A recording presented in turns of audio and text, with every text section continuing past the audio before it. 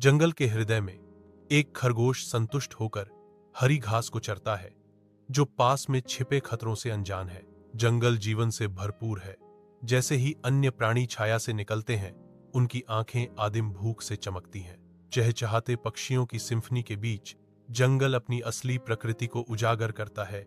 एक ऐसी जगह जो सुंदरता और खतरे दोनों से भरी है, जहां जीवित रहना ही सबसे बड़ी परीक्षा है। जंगल में गहराई तक एक हिरण की दयनीय चीखें गूंजती हैं, क्योंकि वह खुद को एक शिकारी के जाल में फंसा हुआ पाता है। एक खरगोश हिरण की परेशानी सुनकर ध्वनि की ओर दौड़ता है। उसकी इंद्रियां तात्कालिकता से तेज हो जाती हैं।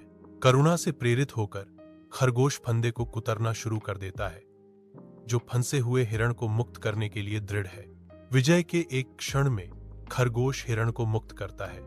शिकारी के जाल से मुक्त हिरण कृतज्ञता से चमकती आंखों से कहता है, आपने मेरी जान बचाई, मैं इस एहसान को कभी नहीं भूलूंगा। शिकारी प्रकट होता है, अपना खाली जाल देखता है और क्रोध से भरा हुआ चला जाता है।